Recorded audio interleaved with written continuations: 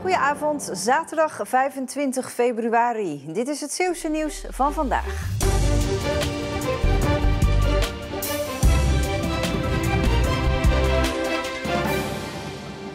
Agenten hebben afgelopen nacht waarschuwingsschoten gelost bij een aanhouding op het haventerrein in Vlissingen-Oost. 6 mensen zijn opgepakt omdat ze over het hek van een overslagbedrijf waren geklommen. Toen de politie aankwam probeerden ze te vluchten, waarna de politie besloot de schoten te lossen. De aangehouden mannen zijn tussen de 15 en 32 jaar oud en komen uit de regio Rotterdam. Een erehaag en applaus voor supermarkteigenaar Louis Sandersen. Heel Grijpskerken was vanmiddag uitgerukt om na 94 jaar afscheid te nemen van hun supermarkt, die destijds werd opgericht door de opa van Louis. In een bomvolle kerk kreeg hij een oorkonde. Vanochtend blikte Louis terug op zijn buurtsupermarkt. De winkel verdwijnt in Grijpskerken. Dat is natuurlijk voor heel veel mensen toch wel een gemis. En dat komt nou wel binnen. En ook bij iedereen natuurlijk. Het is best wel pittig. Ja. De sluiting heeft verschillende oorzaken. Fysiek heb ik heel veel klachten. Ook natuurlijk de energielasten. En dat er geen opvolging kwam. En natuurlijk de toekomst, dat de mensen ook wel wat minder in de winkel kwamen. Dat kon nog wel, maar het werd wel iets minder. Johanna van Sabbe is al 50 jaar klant en is vandaag speciaal vanuit Luxemburg naar de supermarkt gekomen om afscheid te nemen. Zijn grootvader is met die winkel begonnen. Dus al die jaren zijn wij wel hier klant geweest. U heeft alle generaties meegemaakt. Ja, kan je zeggen. Ja. Wat wel eens gebeurt, ook ik heb mijn tas niet meegenomen. Nou, dat komt morgen wel. Ze vertrouwen je gewoon. Het is nog niet bekend wat er met het supermarktgebouw gaat gebeuren. Hij stond onder andere al in Amsterdam, Den Haag en Rotterdam. En dan kan Krabbendijken natuurlijk niet uitblijven. Hier staat de eerste Flex-flitspaal van Zeeland. Een mobiele flitspaal, dus wees er snel bij, want voor je het weet is hij weer vertrokken. Het is eigenlijk de normale flitspaal zoals we hem kennen, maar dan is hij verplaatsbaar. Dus daarom kunnen we hem op verschillende plaatsen in Nederland effectief inzetten. En zo reist hij rond door Nederland en doet nu voor het eerst Zeeland aan. Hij is zelfvoorzienend, de paal. Dus hij kan 2 maanden gewoon zelf kan hij opereren. En er zitten ook zonnepanelen op, dus de paal wekt zelf ook energie op. Hij kan behoorlijk zware windstoten aan van 140 km per uur. Dus hij is ook nog eens hufteproof.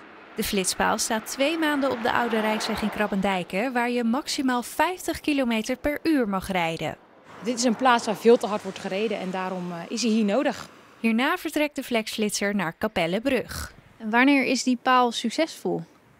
Als niemand meer te hard rijdt, dan is wat ons betreft de missie geslaagd. Dat wordt natuurlijk moeilijk, maar dat is wat we hiermee willen bereiken. En hoe voelt dat nou om voor zo'n paal te staan? Wat mij betreft goed. Ja, als iedereen veilig is, ben ik blij. In mei wordt bekend hoe vaak de paal in Krabbendijken heeft geflitst. Noordwelle heeft sinds kort een eigen vlag. En die wapperde vandaag voor het eerst in het dorp ter ere van de straw. Het is de bedoeling de dorpsvlag vaker uit te hangen. De vlag is eigenlijk gekomen omdat wij als dorp ons willen identificeren. En we dachten nou misschien als we een vlag erbij houden dan, en op dit soort gelegenheden zoals de Stro en Koningsdag leek het ons leuk een beetje meer de dorpssfeer te geven. Lang geleden hadden enkele handwerksters uit het Schouwse dorp een vlag ontworpen. Die was een beetje in de vergetelheid geraakt en nooit echt gebruikt, maar wel de basis voor deze vlag. Het ontwerp is eigenlijk van oudsher, dat toen koningin Wilhelmina is gekroonigd. Had elke Zeeuwse dorp had deze vlag, alleen met hun eigen wapen erin. Dorpsbewoners lijken de vlag omarmd te hebben. Prachtig, de mooiste vlag van Nederland. En waarom? Nou, kijk eens hoe apart die is. Heb toch niemand? Ik vind dat het erbij hoort als je in een klein dorp woont en je met z'n allen de stro hier voor de deur hebt. Dan staat het ook wel zo feestelijk als hij overal hangt. Toch is de vlaggenstokhouder bij een enkeling nog leeg. Ja, ik was er nog niet echt van op de hoogte eigenlijk, van de vlag. En wilt u er wel eentje aanschaffen? Ik ga er wel een afschaffen, ja. We hebben er toen die tijd 50 besteld en die zijn allemaal uitverkocht. Dus we zullen ze bij moeten bestellen. Kloetingen in de aanval in de topper in de 4e divisie. Kloetingen op eigen veld tegen Smitshoek, de directe achtervolger. Dit is na 11 minuten de eerste echte aanval van Smitshoek. De bal wordt diep gespeeld en achterin ligt het in die zin open dat Job Dekker eruit gelopen wordt. En dan is het na 11 minuten 0-1 door Urban. Smitshoek dus aan de leiding. Kloetingen heeft in de stand een voorsprong van 7 punten. Maar hier wordt het na een klein half uur spelen 0-2 door een rake kopbal van Verhoeven. En die voorsprong van 7 punten gaat op deze manier wel verdwijnen. Dit is kort na rust. Er wordt niet goed uitverdedigd door Kloetingen. In tweede instantie ook niet. En dan is het Van der Made die kort na rust de 0-3 op het bord schiet. Kloetingen komt er niet aan te pas. Smitshoek heeft de regie in handen. Dit is een vrije trap van de Pitten. En na een uur spelen is dit de eretreffer via verdediger Klaas van Hekken van Kloetingen. De Beverlandse ploeg wil dan nog aanzetten voor een slotoffensief. Probeert dat ook wel, maar echte grote kansen komen er niet. En dan is het 2 minuten voor tijd. De beslissing 1-4 via Alkema. De voorsprong van Kloetingen loopt terug naar 4 punten. De Beverlandse ploeg mist ook nog de tweede periodetitel.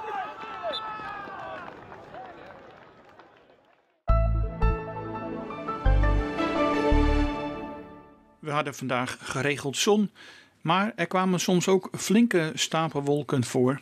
En die bereikten ook af en toe het buienstadium. Op een enkele plaats gingen de buien ook gepaard met wat hagel.